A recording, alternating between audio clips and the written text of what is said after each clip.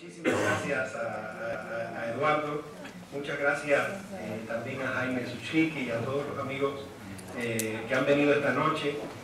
Bueno, hay muchos aquí que admiro y quiero desde hace muchos años y me da mucha alegría estar aquí esta noche con ustedes. Cuando hablé la primera vez con Eduardo sobre la posibilidad de esta conferencia, me propuso el tema del futuro de Cuba.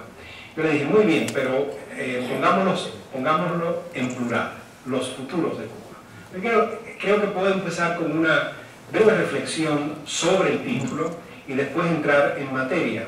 Creo que es muy importante en el momento en el que vivimos los cubanos hoy, momento de mucha incertidumbre, como sabemos, pero también de muchas expectativas de cambio, un fin de época, yo diría, demasiado prolongado.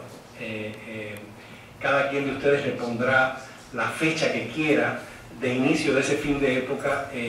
Para mi generación, ese fin de época empieza con la caída del muro de Berlín y la transición a las economías de mercado y las democracias en Europa del Este. Es decir, para nuestra generación, y cuando hablo aquí de generación no lo digo estrictamente en un sentido biológico del término, porque muchos cubanos de mi generación no vivieron bajo el régimen de la isla, pero cuando digo mi generación, la que vivió, digamos, nació y se educó, digamos, hasta la juventud dentro de Cuba, el momento de cambio inicia con la caída del muro de Berlín. Así que diríamos que estamos hablando de un fin de época, un fin de periodo de la historia de Cuba que ya lleva casi 20 años, y probablemente dure un poco más de 20 años.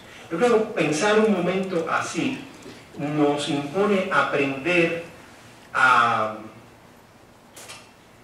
hablar y también a entender y a pensar en plural. Entender que la experiencia cubana, primero, no es única, no es tampoco del todo excepcional, pero además que la experiencia cubana es vivida por muchos actores, muchos sujetos, muchas generaciones, identidades de los más múltiples sentidos, identidades raciales, sexuales, genéricas, ideológicas, religiosas, migratorias, ¿verdad? Que nos obligan a pluralizar nuestro entendimiento sobre Cuba, la Cuba de la isla y la Cuba de la diáspora. Yo diría que hoy esa Cuba es mucho más heterogénea y diversa que la que hemos vivido nunca en nuestra historia. Entonces, por lo tanto, tenemos que relacionarnos desde el plural y no desde el singular. Entender que Cuba ha tenido muchos pasados, como tiene muchos presentes, y así también tendrá muchos futuros. Y yo voy al final de mi conferencia voy a entrar en esos futuros que podríamos imaginar y pensar.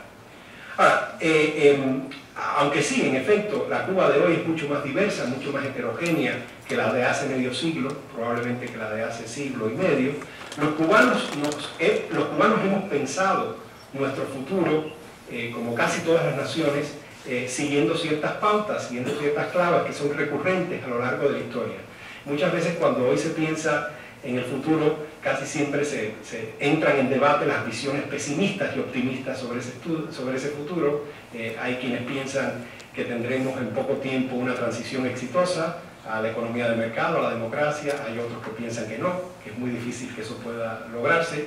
Y a veces esos debates se enconan demasiado, ¿verdad? Se polarizan y intervienen naturalmente las pasiones en la experiencia de un país tan dramática, ¿verdad? Incluso podríamos decir trágica. Ahora, me gustaría proponerles que no es la primera vez que los cubanos nos enfrentamos a visiones encontradas sobre nuestro futuro. Siempre hemos pensado de una u otra manera nuestras posibilidades como nación.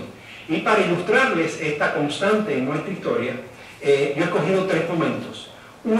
Tres momentos, por cierto, muy parecidos al actual.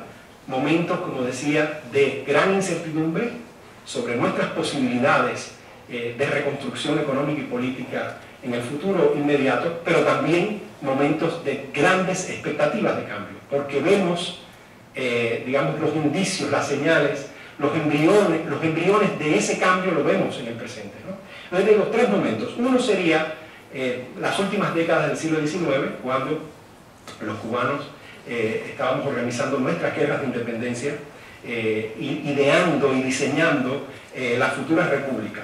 Y les traigo dos testimonios de cubanos, de intelectuales y políticos cubanos de aquella época muy conocidos por todos. El primero, el importante líder intelectual autonomista Eliseo Giverga. Eliseo Giverga pronunció en el Círculo Autonomista de La Habana, en 1887, una conferencia titulada El pesimismo en la política cubana. Y uno dice, bueno, Cuba todavía no está constituida como república. Desde el punto de vista político-constitucional no podríamos decir que es una nación, ¿verdad?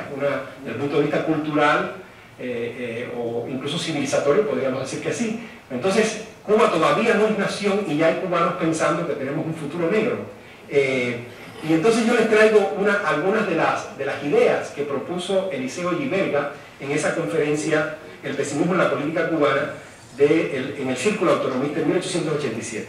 Decía Giverga: nuestro pesimismo es sin pretensiones doctrinales, dice, es espontáneo, indeliberado, y tiene como causas 7 elementos históricos. 1.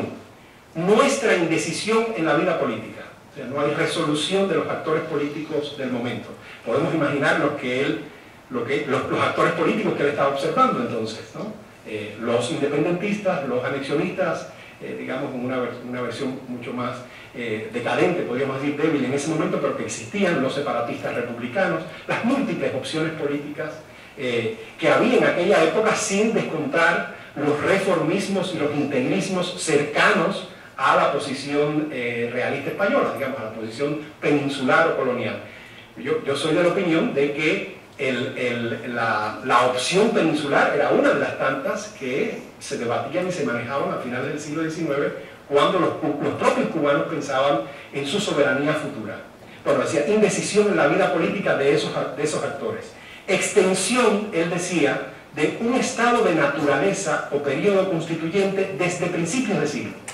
Giverga y otros autonomistas como Montoro pensaban que desde 1808, cuando la invasión napoleónica llega a España y se inicia el proceso que los entonces constitucionalistas de Cádiz llamaban de retrocesión de la soberanía, es decir, de que la soberanía de los reinos hispanoamericanos en ausencia del rey tenía que regresar a las comunidades originarias, que eran los cabildos, los ayuntamientos, las audiencias de las antiguas posesiones coloniales.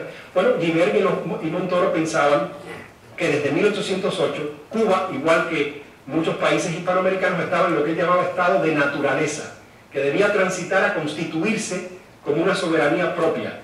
Ellos pensaban que esa soberanía debía ser la soberanía de una provincia dentro del Imperio Español, una provincia autónoma.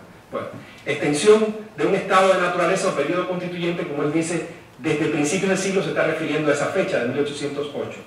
Dice, entre nosotros, dice Giverga, todo siempre está en tela de juicio. Dice, cuarta condición, la riqueza nacional desaparece poco a poco. Quinto, aumentan de manera sostenida clara la pobreza y el crimen.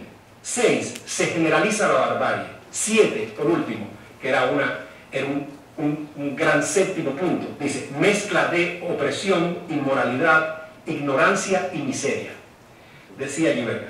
Entre nosotros, continúa, entre nosotros ofrece particular y mayor gravedad el pesimismo a que hemos aludido en cuanto al creer imposible el remedio a nuestros males dentro de las condiciones esenciales de nuestra vida política.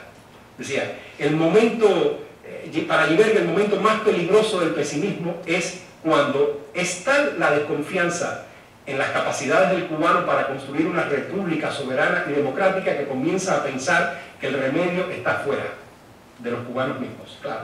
Y entonces él está pensando ahí naturalmente al anexionismo. Cuando dice fuera de las condiciones esenciales de nuestra vida política, se está refiriendo, dice, a nuestra nacionalidad. Hay quienes lamentablemente lo buscan y creen encontrarlo fuera de ella y fuera de la raza. Es un concepto muy particular en este sentido. Dice, creen encontrarlo, digamos una palabra, ya que desgraciadamente se repite todos los días, en la anexión a los Estados Unidos. Triste es el hecho, concluye Giverga,